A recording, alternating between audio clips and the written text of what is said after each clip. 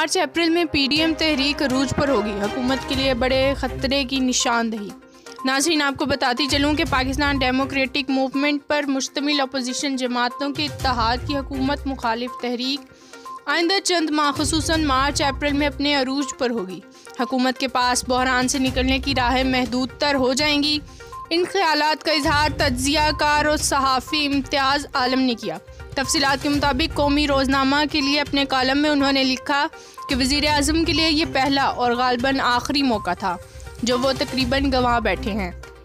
अब हुकूमत के पास परफॉर्मेंस दिखाने का वक्त बहुत कम बचा है, लेकिन इस वक्त सारी हुकूमत वज़ीर आज़म ऑफिस में कैद होकर रह गई है और अमली मैदान में बज़ाहिर उनके पास दिखाने को कुछ भी नहीं है। ऐसे में वो कुछ भी कर सकते हैं।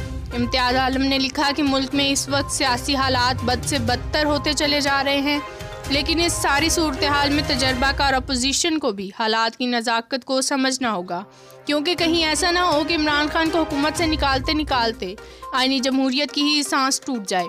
दूसरी तरफ वज़ीर आज़म ने कहा कि अपोजिशन ने इस्तीफ़े दिए तो अंदर फॉरवर्ड ब्लॉक बन जाएंगे।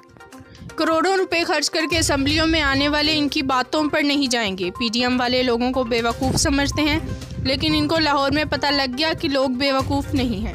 उन्होंने चकवाल में सहाफ़ियों से गुफ्तगू करते हुए कहा कि अपोजिशन ने इस्तीफ़े दिए तो उनके अंदर फॉरवर्ड ब्लॉक बन जाएंगे। मौलाना फजलुर रहमान 12वें खिलाड़ी हैं। इमरान खान ने कहा कि पीडीएम वाले लोगों को बेवकूफ़ समझते हैं।